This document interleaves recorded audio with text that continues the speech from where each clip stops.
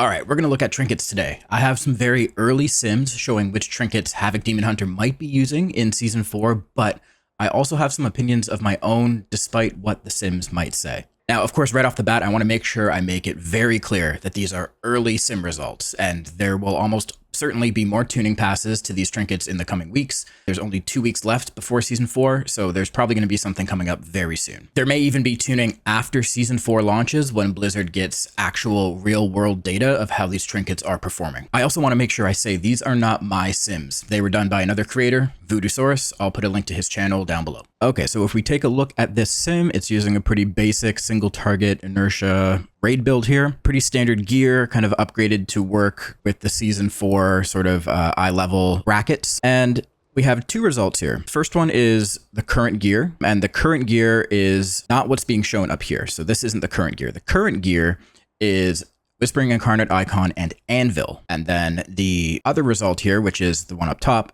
the highest result is the Whispering Incarnate Icon and the Dragonfire Bomb Dispenser. Now, keep in mind, these two are side grades, so they're within margin of error of each other, so it doesn't really matter. It's going to be different results if you were to sim again. One might be higher than the other.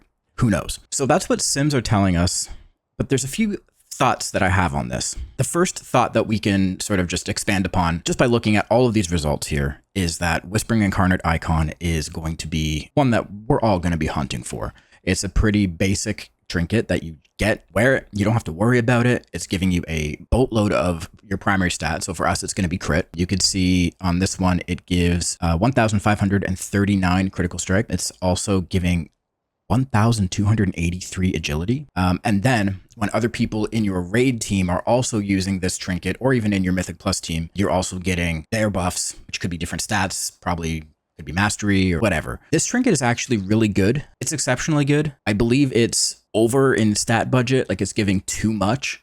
So I would expect probably some changes to this trinket, but even still, this is going to be a great trinket that you should probably target as soon as you can. It was a lock-in for Season 1 just because of how good it is. It's pretty basic. You don't have to do anything. You're getting these flat stats. So that's probably going to be what we're going to target early on. You'll probably be using your dinars or whatever the bullions. You'll use those to get one of these if you can't get one just by looting it. The other options, like we said, the two results that we got were the Dragonfire Bomb Dispenser and the Anvil.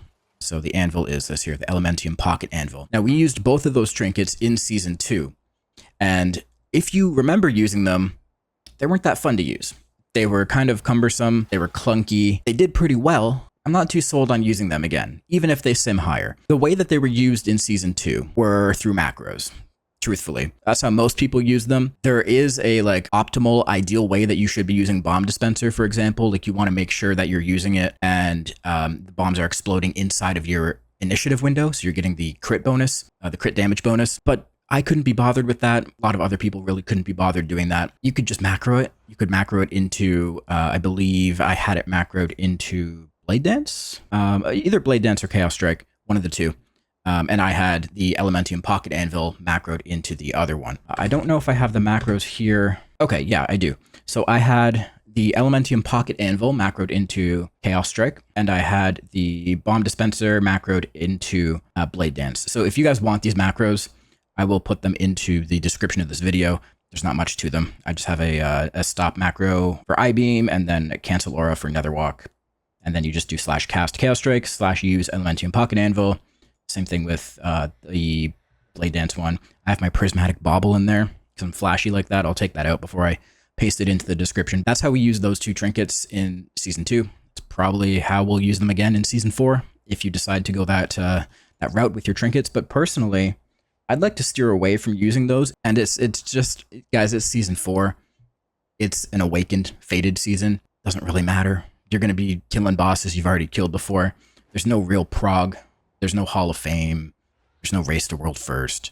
It's just about having fun. It's about killing time, killing some dragons with your friends. You want to make sure you're having the most fun as possible, right? And truthfully, these two trinkets, the Elementium Pocket Anvil and the Bomb Dispenser, are just not that fun.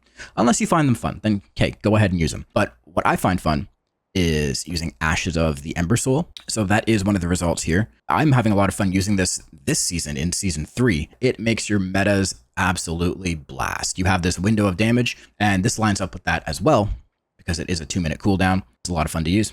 If you have this trinket, you know. The other options, of course, are the Cataclysmic Signet Brand. I'm personally not a fan of this one. There's 2 caveats to this trinket. First one is that it doesn't really start doing damage until the fight, the boss fight that you're using it on, has gone past the 5-minute mark. That's about when it starts to stack up and actually does significant damage. But even then, you have to kind of you can't really make sure. You have to hope, you have to cross your fingers that it starts to high roll and you get some good procs from it. When you get lucky with this trinket, then you really see it on the meters. If you don't get lucky and you just get an average sort of roll with it, this trinket will be doing like, 3, 4, 5% of your damage. But when it high rolls, it does a lot more. Personally, I don't like that. Haven't had much luck with this. And also, like, if you're just doing farm bosses, a lot of them are probably going to die before the 5-minute mark. So you won't even have enough time to really see this ramp up. And you have to keep in mind with sims, this is going off of a 5-minute sim. So it's getting right up there. It's making sure that you're having 5 minutes of time to at least ramp up the trinket. But if you don't, then this trinket is definitely not going to sim. It's not going to perform as much as the sim. The other options we have are the Bandolier of Twisted Blades. This is a really fun one to use. I kind of wish it did more damage, but it is still fun to use. So the other trinkets that I'm probably going to be using, along with my Whispering Incarnate icon, are, there's 3 of them. So there's Augury. Everyone knows and loves Augury. You know my thoughts on it. It's great in single target, not so good in anything that's more than one target, because then the damage starts to get split. This trinket does not have primary stat. So even though, say you run this trinket in a Mythic Plus dungeon, you look at your details at the end, you look at the overall, you see that this trinket has done 7-8% damage of your entire overall for the whole key. And you're like, wow, this trinket is sick. But then you remember it doesn't have any primary stat, especially at this eye level. That's a lot of primary stat to be losing. And primary stat makes all of your other abilities do more damage. So if you look at a trinket, like, for example, this Coiled Serpent Idol, it's giving you 1,283 agility. So that's at eye level 528. This one goes up to 535. So it would be even more primary stat than that. Even though you're seeing this do like 7% of your overall, you're also losing damage or potential damage on all of your other abilities. So that's what's making it kind of score so high on the rankings of your overall, is that all of your other abilities have kind of lessened and your trinket damage has gone up. But if you were to use a trinket that actually had agility, then all of your other abilities would go up in damage back to like a standard amount. This is still super good on any single target fights.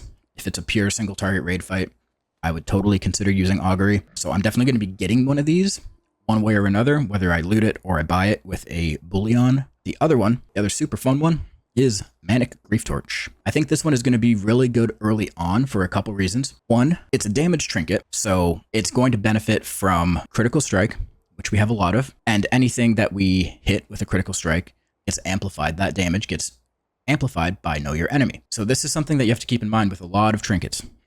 Most trinkets. Any damage trinket isn't affected by any damage amp that we have. So inertia, momentum, etc. None of those actually affect trinkets. But what does affect trinkets is critical strike. And it's extra good for us because we have things to get extra crit. We have, initiative giving us an extra 10% crit every time we use Vengeful Retreat. And then we also have Know Your Enemy. So gain critical strike damage equal to 80% of your critical strike chance. So anything that we can make crit is going to do more critical strike bonus damage.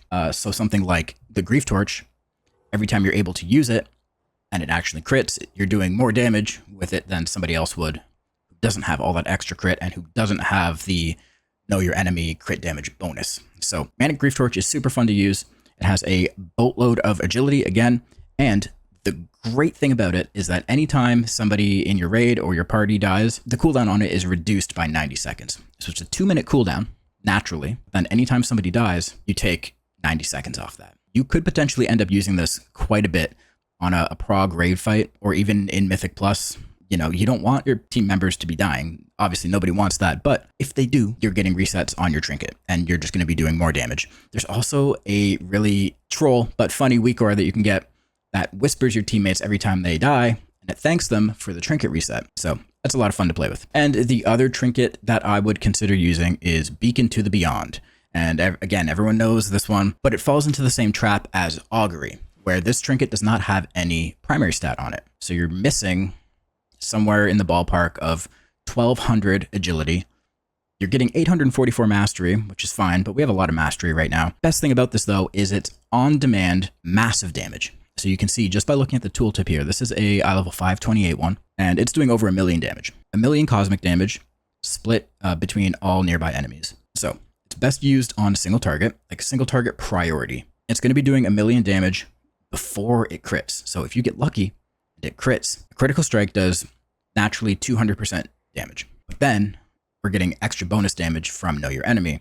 So this thing is going to hit like an absolute truck. Now this one doesn't have any cooldown reset like Grief Torch, and it is a 2-minute and 30-second cooldown. So just something to keep in mind. It's very situational. You want to use it on priority targets, things that need to die, that need a lot of upfront quick damage to get them down. This was very prevalent in Season 2 in Mythic Plus when there were certain certain dungeon bosses that needed, some of their ads to die quickly, like the Totem in Brackenhide, which we are going to be returning to in Season 4. There was also Vortex Pinnacle. The last boss had the little spark things that spawned and you had to kill it quickly. There's a bunch of things like that. So I'm definitely going to be getting one of these if I can. And I'll probably just swap between all these trinkets, try things, have fun. Again, don't take it too seriously. It's Season 4.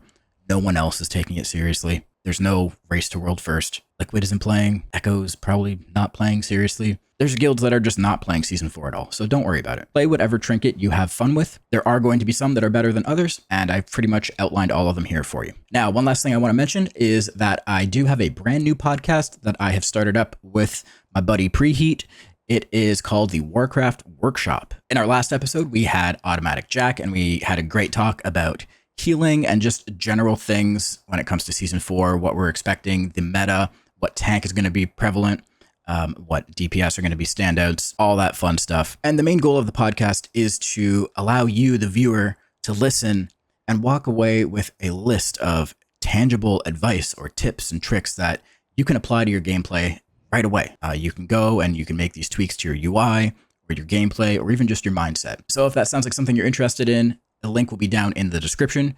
We'd love it if you could subscribe to the channel. It's a brand new channel, so we're asking for some support to get things rolling.